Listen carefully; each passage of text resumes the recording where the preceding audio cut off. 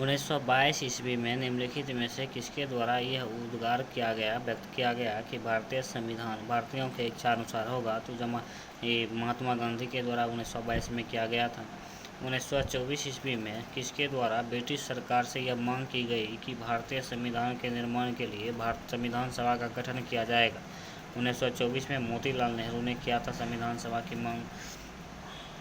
संविधान सभा के विचारों का औपचारिक रूप से प्रतिपादन किसके द्वारा किया गया था? तो ये 1934 में एम.एन. रॉय के द्वारा किया गया था। संविधान सभा को किसने मूर्त रूप प्रदान किया था? तो मूर्त रूप जो है संविधान सभा को पंडित नेहरू के द्वारा प्रदान किया गया था। संविधान सभा को किसने मूर्त रूप प्रदान किया? तो पंडित नेहरू ने। कांग्रेस ने किस वर्ष किसी प्रकार के बाह्य हस्तक्षेप के बिना भारतीय जनता द्वारा संविधान के निर्माण की मांग को लेकर प्रस्ताव पारित किया था? तो 1936 में। कांग्रेस ने किस वर्ष किसी प्रकार के बाह्य हस्तक्षेप के बिना भारतीय जनता के द्वारा संविधान के निर्माण की मांग को लेकर प्रस्ताव पारित किया था? तो 1936 में। 1938 में किस व्यक्ति ने वयस्क मताधिकार के आधार पर संविधान सभा के गठन की मांग की थी? तो ये वयस्क मताधिकार के आधार पर पंडित नेहरू ने की थी। वर्ष 1942 में किस योजना के तहत यह स्वीकार किया गया कि जब भारत में एक निर्वाचित संविधान सभा का गठन होगा जो युद्ध उपरांत संविधान का निर्माण करेगी? तो 1942 का क्रिप्स मिशन के तहत संविधान सभा के गठन की मांग सर्वप्रथम 1895 ईस्वी में किसके द्वारा की गई थी? तो 1895 गठन की मांग बाल गंगाधर तिलक के द्वारा 1895 में की गई। भारत की संविधान सभा गठित करने का आधार क्या था? तो गठित करने का आधार जो है सो कैबिनेट मिशन प्लान 1946 का था, जिसमें पेंथिक लॉरेंस, एबी अलेक्जेंडर और स्टफर्ड क्रिप्स थे। भारत की संविधान सभा किसके अनुसार गठित की गई थी? तो 1946 के कैबिनेट मिशन योजना के तहत, जो मार्च 1946 में आए थे। अपनी रिपोर्ट मई में ये पेश किए थे। सन 1936 में भारतीय राष्ट्रीय कांग्रेस के द्वारा संविधान सभा के गठन की मांग कहां पर हुए अधिवेशन में रखी गई थी? तो फैजपुर अधिवेशन में रखी गई थी। फैजपुर अधिवेशन 1936 में। कैबिनेट मिशन योजना के अनुसार संविधान सभा में कुल कितने सदस्य होने थे? 389। प्रस्तावित मूल संविधान में कुल सदस्यों का विभाजन किस प्रकार होना निश्चित हुआ था? तो ब्रिटिश प्रांत के 292 प्रतिनिधि, देशी रियासत के 93 और मुख्य कमिश्नरी क्षेत्र के 4 प्रतिनिधि। संविधान सभा में विभिन्न प्रांतों के लिए 292 सदस्यों का निर्वाचन होना था। इनमें से कांग्रेस के कितने प्रतिनिधि निर्वाचित होकर आए थे? तो ये 208 आए थे। 208 आए थे। 93 मुस्लिम लीग आए थे और 15 अन्य आए थे। पुनर्गठन के फलस्वरूप वर्ष 1947 में संविधान सभा के सदस्यों की संख्या कितनी रह गई थी? तो ये 299 रह गई थी, जिसमें से 229 ब्रिटिश प्रांत के जबकि 70 देशी रियासत के थे। संविधान सभा पुनर्गठित में देशी रियासतों के लिए कितने प्रतिनिधि थे? तो 70 प्रतिनिधि थे। पुनर्गठित संविधान सभा में विभिन्न प्रांतों के लिए कितने प्रतिनिधि आए थे? तो ये 229 आए थे। कैबिनेट मिशन योजना के अंतर्गत संविधान निर्मात्री परिषद में प्रत्येक प्रांत की आवंटित सदस्य संख्या निर्धारित करने के लिए एक प्रतिनिधि कितनी जनसंख्या के अनुपात में था? तो ये 10 लाख व्यक्ति। संविधान सभा के सदस्यों को निम्न में से किसने प्रत्यक्ष रूप से निर्वाचित किया? तो प्रांतों की विधानसभा। संविधान सभा के सदस्यों को निम्न में से किसने प्रत्यक्ष रूप से निर्वाचित किया? तो प्रांतों की विधानसभा ने संविधान सभा के सदस्यों को प्रत्यक्ष रूप से निर्वाचित किया था। संविधान सभा में किस प्रांत का प्रतिनिधित्व सबसे कम था? सबसे अधिक था? तो संयुक्त प्रांत 55 प्रतिनिधि इसके थे। सबसे अधिक संयुक्त प्रांत का था। बिहार का इसमें 36 था। मद्रास का 49 था। मैसूर का 7 था। संविधान सभा में किस देशी रियासत के प्रतिनिधि ने भाग नहीं लिया था? तो हैदराबाद के प्रतिनिधि ने भाग नहीं लिया था। हैदराबाद देशी रियासत के प्रतिनिधि भाग नहीं लिए थे। Doctor B R. अम्बेडकर का संविधान सभा में निर्वाचन हुआ था। तो पहले तो बंगाल प्रेसिडेंसी से हुआ था, लेकिन संविधान मतलब कि भारत विभाजन के उपरांत जो है सो इनका H.S. जयकर के स्थान पर जो है सो बम्बई प्रेसिडेंसी से हुआ था और राजेंद्र प्रसाद के सहयोग से हुआ था। इसी मुस्लिम लीग ने किस कारण संविधान सभा का बहिष्कार किया था? तो मुस्लिम लीग मुसलमानों के लिए एक अलग संविधान सभा चाहता था, इसलिए मुस्लिम लीग ने संविधान सभा का बहिष्कार किया था। मुस्लिम लीग ने किस कारण संविधान सभा का बहिष्कार किया था? तो मुस्लिम लीग से मुसलमानों के लिए एक अलग संविधान सभा चाहता था, इसलिए मुस्लिम लीग ने संविधान सभा का बहिष्कार किया। संविधान सभा का चुनाव निम्न में से किस आधार पर हुआ था? तो वर्गीय मताधिकार के आधार पर हुआ था, वर्गीय मताधिकार पर। संविधान सभा का चुनाव निम्न में से किस आधार पर हुआ था? तो वर्गीय मताधिकार पर। समान मताधिकार, सर्व मताधिकार, सीमित मताधिकार, वर्गीय मताधिकार। तो वर्गीय मताधिकार के आधार पर संविधान सभा का चुनाव हुआ था। संविधान सभा के सदस्य प्रतिनिधि थे, जनता के द्वारा अप्रत्यक्ष निर्वाचित हुए थे। संविधान सभा के प्रतिनिधि थे जो है सो वो जनता के द्वारा अप्रत्यक्ष रूप से निर्वाचित हुए थे, लेकिन विधानसभा के सदस्य जो उनको प्रत्यक्ष रूप से निर्वाचित किया था। प्रांतों की विधानसभा ने उनको प्रत्यक्ष रूप से निर्वाचित किया था, लेकिन जनता के द्वारा ये अप्रत्यक्ष रूप से निर्वाचित हुए थे। भारतीय संविधान निर्मात्री सभा जो थी सो प्रांतीय विधानसभाओं के द्वारा परोक्ष रूप से अनुपातिक प्रतिनिधित्व प्रणाली के द्वारा चुनी गई थी।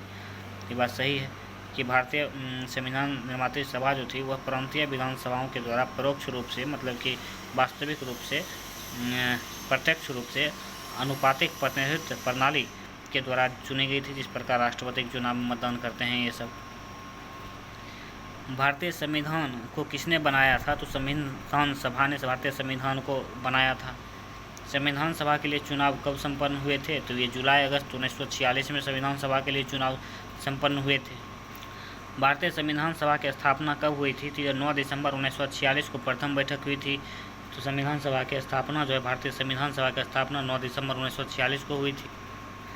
संविधान सभा का प्रथम अधिवेशन कहाँ हुआ था? तो प्रथम अधिवेशन दिल्ली में हुआ था। संविधान सभा का प्रथम अधिवेशन दिल्ली में हुआ था। संविधान सभा के उद्घाटन अधिवेशन की अध्यक्षता किसने की थी? तो ये सबसे वरिष्ठ सदस्य जो थे सच्चिदानंद सिन्हा, आधुनिक बिहार का जन्मदाता भी इनको कहा जाता है, पिता भी कहा जाता है, आधुनिक बिहार का पिता सच्चिदानंद सिन्हा को कहा जाता है। तो भारतीय संविधान सभा के उद्घाटन अधिवेशन की अध्यक्षता किसने की थी? तो सच्चिदानंद सिन्हा ने की थी। संविधान सभा का पहला सत्र कब से कब हुआ था? तो 9 दिसंबर 1946 को पहला सत्र शुरू हुआ था। संविधान सभा का पहला सत्र 9 दिसंबर 1946 को। संविधान सभा के अस्थायी अध्यक्ष कौन थे? तो वही सच्चिदानंद सिन्हा थे, जो 9 दिसंबर 1946 को बैठक की अध्यक्षता किए थे अस्थायी अध्यक्ष के रूप में। संविधान सभा के अस्थायी अध्यक्ष कौन थे? तो ये डॉक्टर राजेंद्र प्रसाद थे।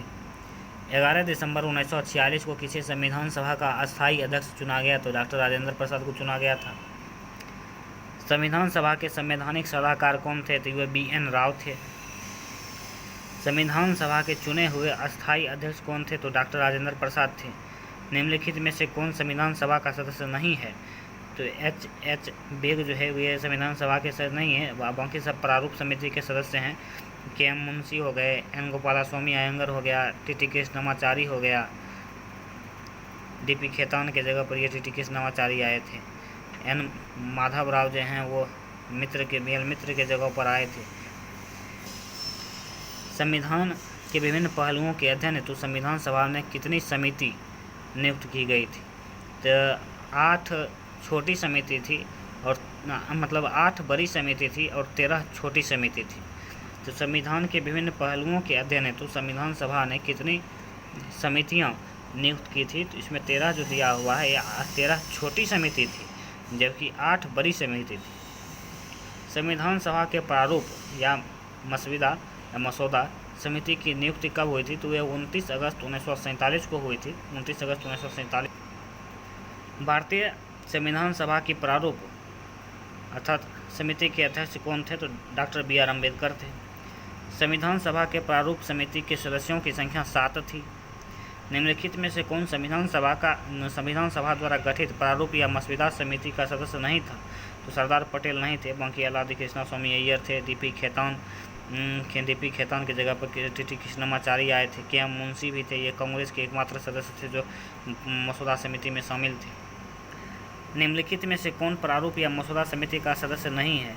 जवाहरलाल नेहरू भी नहीं है, KM मुंशी है, मोहम्मद सादतुल्लाह हैं, गोपालास्वामी अयंगर हैं। संविधान के प्रारूप या समिति के समक्ष प्रस्तावना का प्रस्ताव किसने रखा था? जवाहरलाल नेहरू ने। संविधान के प्रारूप समिति के समक्ष प्रस्तावना का प्रस्ताव किसने रखा था? तो ये जवाहरलाल नेहरू हो जाएगा इसका आंसर। संविधान सभा के सभी निर्णय किस आधार पर लिए जाते थे? तो सहमति और समायोजन के आधार पर। संविधान सभा के सभी निर्णय किस आधार पर लिए गए? तो सहमति, सर्वसहमति और सहमति और समायोजन के आधार पर। सहमति और समायोजन के आधार पर। संविधान सभा में उद्देश्य प्रस्ताव किसके द्वारा प्रस्तुत किया गया? तो ये जवाहरलाल नेहरू के द्वारा प्रस्तुत किया गया था। भारतीय संविधान सभा की संघीय शक्ति समिति के अध्यक्ष कौन थे? संघीय शक्ति समिति के अध्यक्ष पंडित नेहरू ही हो जाएंगे। भारतीय संविधान को अपनाया गया, तो भारतीय संविधान को अपनाया गया संविधान सभा के द्वारा हो जाएगा इसका आंसर। भारतीय संविधान को अपनाया गया तो संविधान सभा के द्वारा, संविधान सभा ने बनाया, संविधान सभा ने ही अपनाया, तो भारतीय संविधान सभा को अपनाया गया संविधान सभा के द्वारा। भारत को एक संविधान देने का प्रस्ताव संविधान सभा के द्वारा पारित किया गया था। तो भारत को एक संविधान देने का प्रस्ताव संविधान सभा के द्वारा पारित किया गया था, तो जनवरी 22, 1947 को। भारत को एक संविधान देने का प्रस्ताव संविधान सभा के द्वारा पारित किया गया था जनवरी 22, 1947 को, जिस दिन उद्देश्य प्रस्ताव पारित हुआ था। संविधान निर्मात्री सभा में झंडा समिति के अध्यक्ष कौन थे? तो जेबी कृपलानी हो जाएगा। संविधान निर्मात्री सभा में झंडा समिति के अध्यक्ष कौन थे? तो जेबी कृपलानी। झंडा समिति, संविधान निर्मात्री सभा में झंडा समिति के अध्यक्ष कौन थे? जेबी कृपलानी हो जाएगा इसका आंसर। जबकि राष्ट्रीय ध्वज संबंधी तदर्थ समिति के अध्यक्ष डॉक्टर राजेंद्र प्रसाद थे। राष्ट्रीय ध्वज संबंधी तदर्थ समिति के अध्यक्ष डॉक्टर राजेंद्र प्रसाद। राष्ट्रीय झंडे की अभिकल्पना को भारत की संविधान सभा ने ग्रहण किया था, तो 22 जुलाई 1947 को। 22 जुलाई 1947 को झंडा को अधिग्रहण कर लिया था। भारतीय संविधान सभा ने भारतीय राष्ट्रीय ध्वज की रूपरेखा को अंगीकार किया था 22 जुलाई 1947 को। संविधान सभा ने संविधान को अंतिम रूप से किस दिन पारित किया था? अंतिम रूप से 26 नवंबर 1949 को अंगीकृत, अधिनियमित और आत्मर्पित किया था। संविधान सभा ने संविधान को अंतिम रूप से किस दिन पारित किया था? 26 नवंबर 1949 को। संविधान सभा अंतिम रूप से किस दिन आखिरी बार मिली? तो ये 24 जनवरी 1950 को जो इनका 12वीं बैठक था। संविधान सभा के कितने उपस्थित सदस्यों ने संविधान सभा पर हस्ताक्षर किए? तो 284, जबकि पहली बैठक में 211 शायद उपस्थित हुए थे। संविधान सभा द्वारा अंतिम रूप से पारित संविधान में कुल कितने अनुच्छेद और अनुसूचियां थी? 395 अनुच्छेद और 8 अनुसूचियां, जो वर्तमान में 395 अनुच्छेद और 12 अनुसूचियां हैं। संपूर्ण भारतीय संविधान के निर्माण में संविधान सभा को कितने समय लगा था? 2 वर्ष 11 महीना और 18 दिन का समय लगा था। किस दिन से संविधान सभा का अंतकालीन संसद के रूप में आविर्भाव हुआ था? तो ये संविधान सभा संसद के रूप में भी काम करने लगी थी। तो ये 26 जनवरी 1950 से और शायद अप्रैल 1952 तक इनका कार्यकाल चला था। तो किस दिन से संविधान सभा का अंतकालीन संसद के रूप में आविर्भाव हुआ था? तो ये 26 जनवरी 1950 से हुआ था। 26 जनवरी 1950। भारत के संविधान का प्रारूप तैयार करने वाली संविधान सभा के सदस्यों को विभिन्न प्रांतों की विधानसभाओं के द्वारा चुना गया था। सही बात है ये, विभिन्न प्रांतों की विधानसभाओं के द्वारा चुना गया था।